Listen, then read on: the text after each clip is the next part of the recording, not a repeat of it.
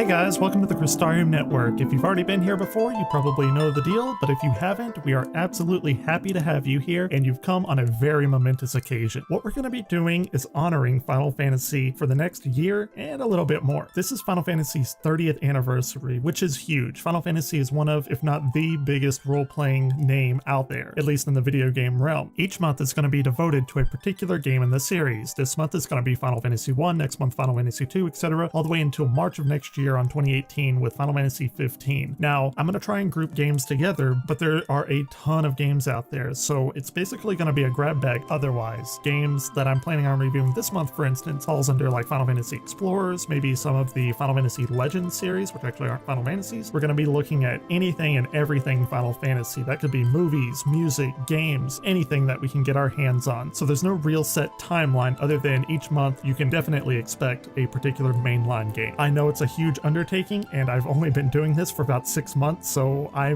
very well acknowledge that I might not get through this, but I'm gonna try. So I hope you'll come along on the journey with me to learn a lot about Final Fantasy. These are not going to be super long videos because there's about 150 of them as far as my master list counts, but we're going to learn a lot from it, and that's one thing that I want to do as well. I'm going to be learning, so I'm going to be taking my experience with the games that I have played, and I'll share some more maybe intimate facts about that and how it affected my life. But then there's some games that I haven't played and probably will never get to play, and we're going to just be looking at those and saying what they were like, what their development cycle was like, how it affected the people in the region that it released. Many of these are going to be Japanese only games, which is fine. We're going to learn a whole lot about Final Fantasy. If there was any game series to do it with, this one would be it. I love Final Fantasy. If you're here, you probably love Final Fantasy, so I hope you subscribe and we can go on this fantastic, massive undertaking together.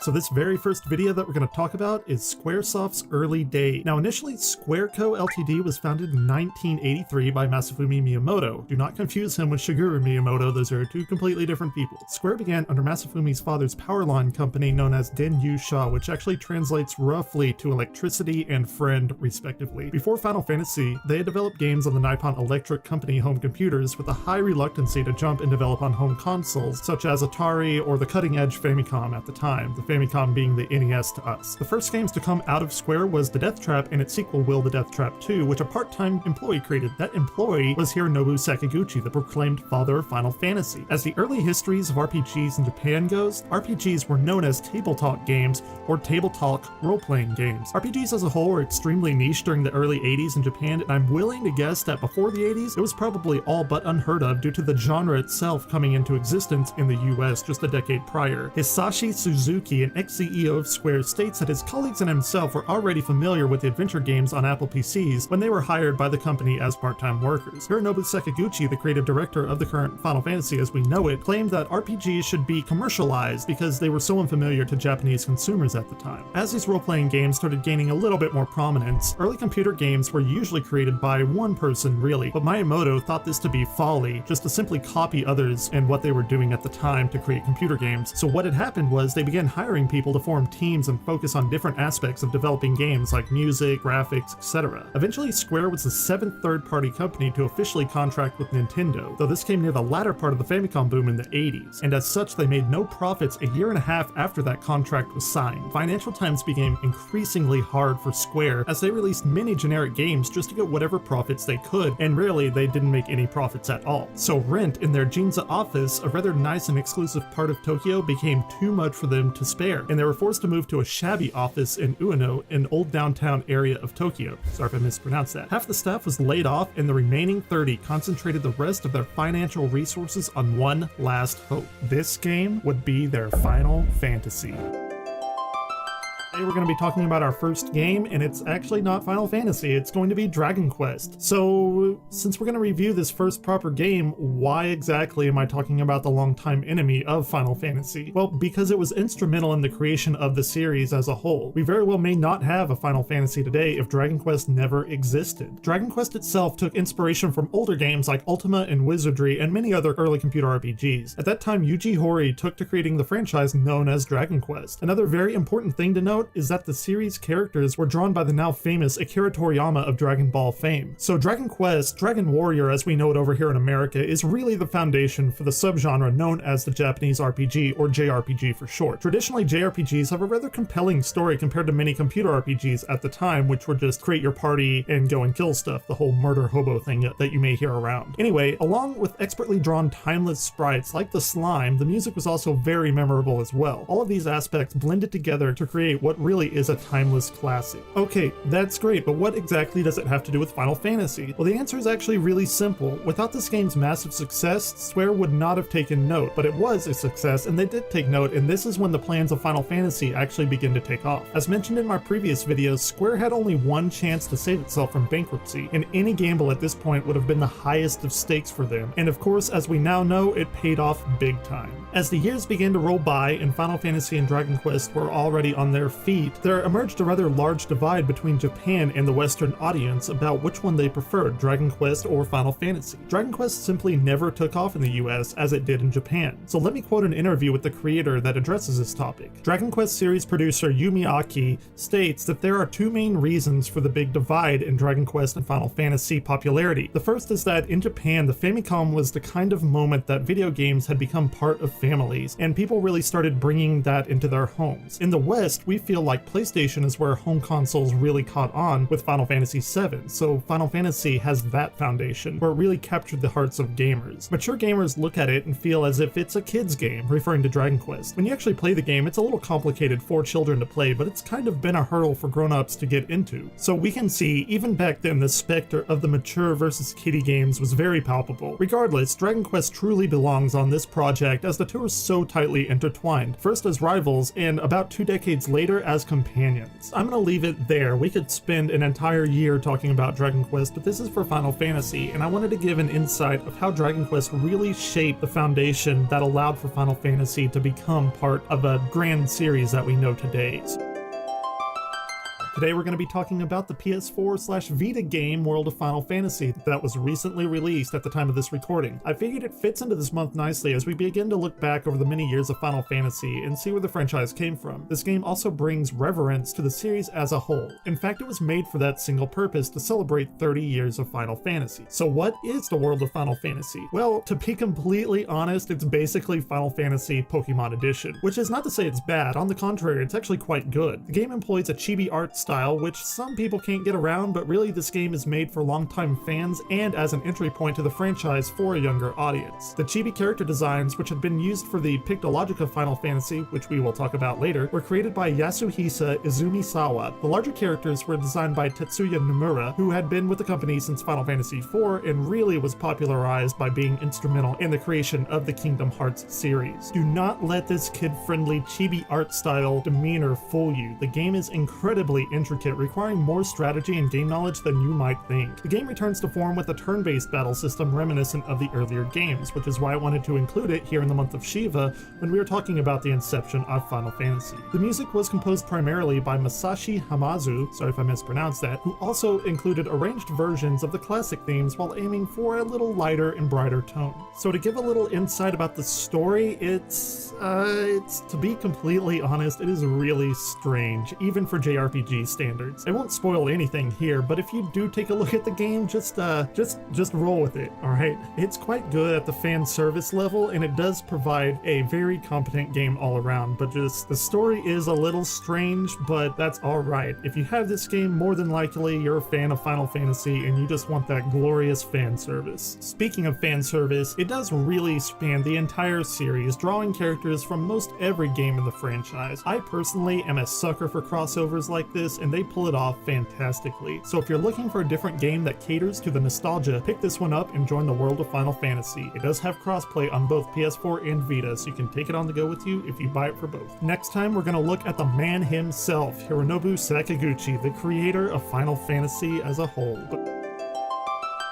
Seeing as the month of Shiva is the early days of Final Fantasy, we cannot go any further until we talk about the man himself, Hironobu Sakaguchi, the architect of the series. I'm going to attempt to give you some information that may not be immediately accessible to you, but of course we have to hit all the highlights too. Hironobu Sakaguchi was born on November 25th in 1962 in Hitachi, Ibaraki, Japan, and in school he studied electrical engineering at Yokohama National University, but he never completed his schooling as he dropped out in 1983 with fellow friend Hiromichi Tanaka, who you may know as well as another person in the Square family. He soon found part-time employment at Denyu-sha. Rather, it was a newly formed branch by Masafumi Miyamoto under the Denyu-sha company. Later, this newly formed branch would leave Denyu-sha to become Square as we know them today, or as we knew them in their early days. Through many financial follies though, Square became increasingly starved for money. At around this time, a game actually came out in Japan known as Dragon Quest, and it very much took Japan by storm. Sakaguchi took note, and due to the dwindling finances, he designed a game that he thought would be sort of his final opus, a swan song to the small company of Square. He created a game that would be his Final Fantasy. As we've discussed before, this gamble paid off big time, as we all know. Little though did he know that Final Fantasy would span no less than 15 proper sequels at the time of this recording and more than 100 spin-offs that in and of themselves are very high quality. He kept in mind in the beginning that this series should stand on its own apart from the already massive hit franchise of Dragon Quest. As the years went on, after the fourth Final Fantasy was actually promoted to Executive Vice President of Square. The fourth game also ended the exclusivity with Nintendo consoles. He drove Square to push developments of more than just games and gameplay, but to incorporate stunning visuals. This ambition, his vision of these massive visuals, could not be performed on Nintendo platforms due to their commitment to cartridges, so the difference in philosophies paved the path to a new system, one that would allow the visual breathtaking cutscenes that he wanted. That system was the Sony PlayStation. The first Final Fantasy game to appear on the PlayStation was Final Fantasy VII. Maybe you've heard of it. It's a little game where he contributed to the design and the story. That game would be one of, if not the most influential console RPG in history. So at this time, Square was rolling out their games, massive hit after massive hit. After the next few sequels came out, he tried his hand at becoming a film director, sort of a fully realized version of the stunning visuals that he wanted to incorporate into the games, fully embracing what he pushed for with the move to PlayStation. This time though, lightning did not strike twice. He allocated much of Square's assets to an ambitious project called Final Fantasy: The Spirits Within, in which he was the director, and the movie bombed. It bombed big time. It's almost poetic in the fact that the man that had saved Square initially with his ambitious Final Fantasy set it back to near financial devastation with The Spirits Within, losing approximately $94 million.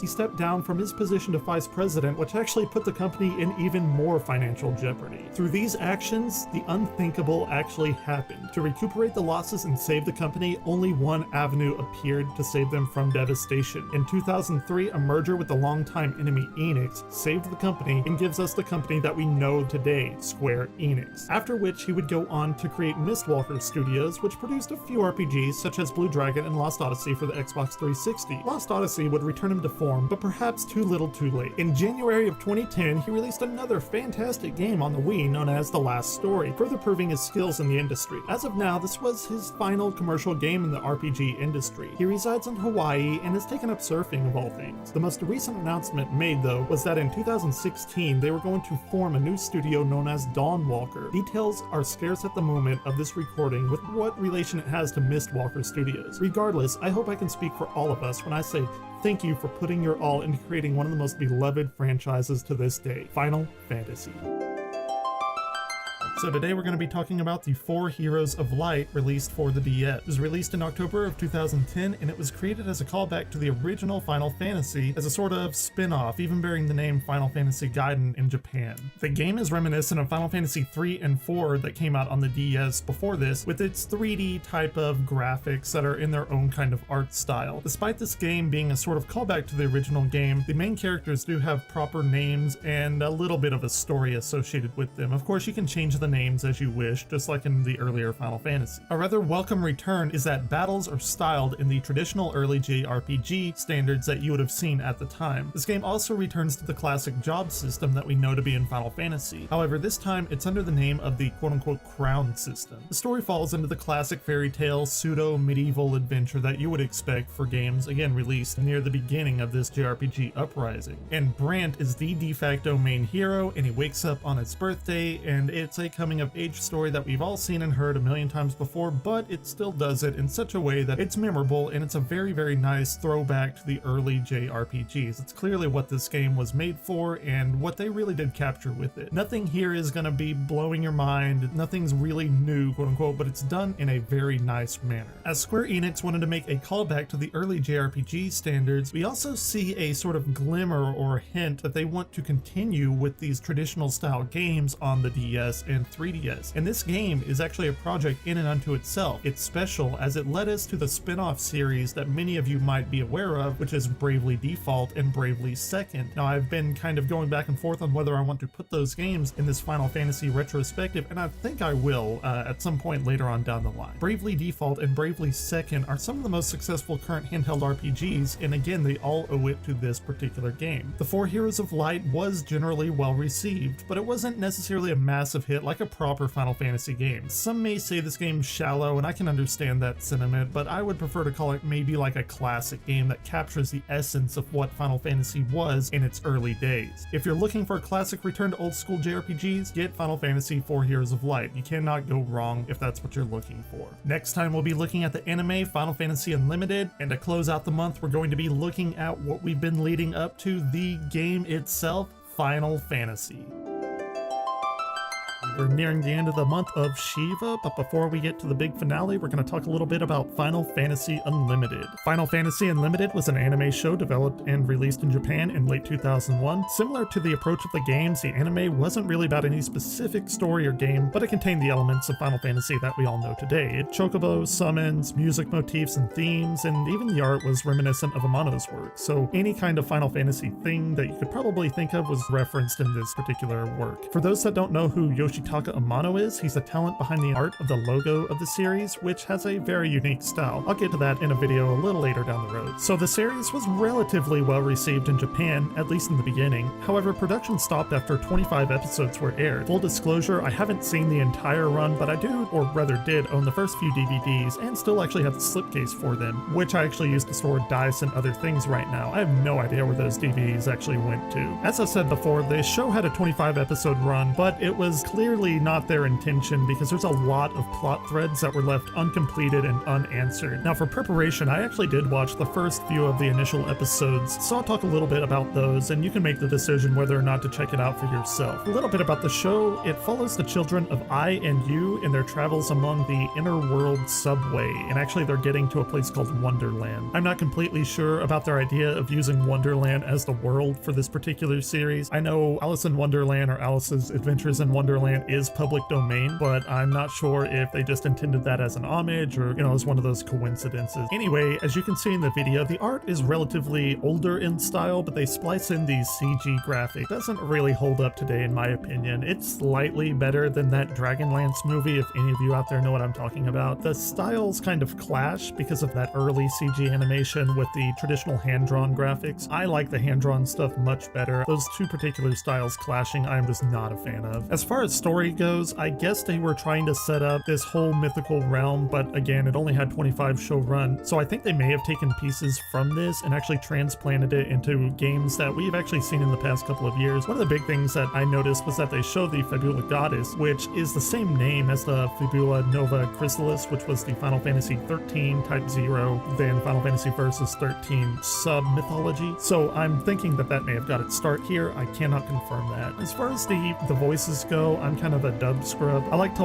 listen to the show while I'm doing other things, so that's why I can't really get into subtitled episodes, even though I know they're better. So the voices, at least for little children, are they're pretty bad. I'm not a big fan. Despite the voices being bad, I actually do think a lot of World of Final Fantasy probably actually came from this general idea of this series. Why I think that is that the main character is a boy and his sister, which I don't know their exact age. I believe they're probably around 10 to 13 years old. I and you take a subway and end up in this crazy staircase to search for their parents, and hijinks ensue, and you know the drill. After playing World of Final Fantasy, you are a brother and a sister, and actually it's kind of like a real world, and then you go off into this world called Grimoire. It's sort of a fan service to Final Fantasy, and that is very, very much the vibe I get from this particular series. So that's why I think that this may have had something to do with the World of Final Fantasy game that just recently released. So the series isn't just god-awful, and if you're a hardcore Final Fantasy fan, you've probably seen it or decided not to into long before you've run into this. But if you want to check it out, then you can find it on YouTube, at least most of the episodes. In fact, that's how I prepared for this. If you simply must have the hard copy version, I looked it up, and as again of January 2017, the collection itself runs pricey at about $60 for the 3 DVDs together. Of course, you can buy them individually, and they're much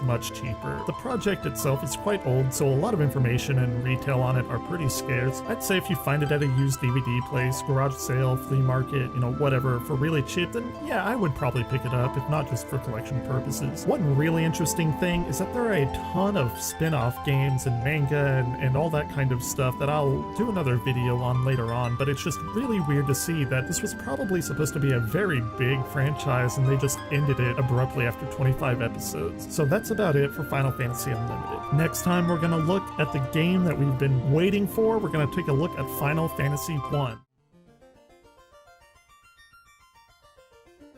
So we're finally here. We're at the end of the month of Shiva, and we're going to take a look at the game that started it all. Final Fantasy I was the last-ditch effort of the Square Company in 1987 to save the company before succumbing to financial difficulties. As discussed recently, Hironobu Sakaguchi was put in charge of creating this game. It would be the company's last game before completely going bankrupt. The game was ultimately released on December 18th, 1987 in Japan and July 12th, 1990 in the US. This was one of the later releases, as the Famicom had been out for 4 years in Japan, and similar situation, the NES had been out for 4 years in the US. So just to recap a little bit, Sakaguchi looked at the recent trends of role-playing games coming to computer systems, and along with the success of Dragon Quest, or Dragon Warrior as we know it here in the States, he decided to make that last game an RPG. Little interesting story was that the game was originally going to be called Fighting Fantasy, but due to copyright missteps, the name was, and still as I understand it, is a property of Steve Jackson Games' Choose Your Own Adventure series of books. Steve Jackson Games is most popular for Munchkin and GURPS. Anyway, Sakaguchi wanted that FF abbreviation and settled on Final Fantasy after finding out that the Fighting Fantasy name was already taken. So it's a little bit of a myth that the game was always going to be called Final Fantasy because of Square's situation. It's more like a happy coincidence, and it reads really well in history books. So Final Fantasy I itself was influenced by its predecessors such as Dragon Quest, as well as Ultima and Wizardry and other early computer RPGs. It's incredibly hard to find solid evidence of the direct influence of tabletop RPGs and things like interviews, but it's easy enough to draw our own conclusions. So this is going to be my speculation on the influence of Final Fantasy via Dungeons & Dragons. So tabletop RPGs were making their way over to Japan, having only recently been invented a decade or so before, and several aspects of the game has made its way into Final Fantasy, which at this point is pretty much taken as fundamental properties of role-playing games in general in both tabletop and video game varieties. In the original Final Fantasy, you began by creating your team of 4, and this is generally associated being the most common number of party members to play with to be considered a full party. So whenever you start the game, character creation involves choosing a particular class or job as it's known in most Final Fantasy games. You're going to do this with 4 characters and name them and then go on your adventure. So we have a selection of the fighter, which is known formally today as the warrior. We have the black belt, which is usually called the monk, and then the thief, which has always really been the thief. And those basically round out our physically focused classes. While those classes are fairly basic, magic is a little bit more in-depth and definitely tied to the fundamentals of D&D. The 3 jobs that you're able to choose from is the white mage, the black mage, and the red mage. Most people would associate these classes from D&D via the cleric as a white mage, the wizard as the black mage, and some form of Gish character, which is a composite of a fighter and a magic user, for the red mage. A lot of people can argue that the red mage would also be modeled after the bard, given his flamboyant attire that he wears. I suspect, however, that there's also another big influence of these particular mages, the white, red, and black mages. I personally think the white, red, and black mages are a little more inspired from the different robes in the Dragonlance universe of magic users, as black robes are evil, white robes are good, and red robes are neutral, which tend to correspond to white being primarily healing magic, black being destructive, and the red mage utilizes both, but they're competent at fighting as well. So maybe it's a little bit of both, where you have the wizard, cleric, bard, and you have the different colors of robes put together. Either way, it's a pretty fascinating subject to think about. Beyond the different colored robes, we can see that magic is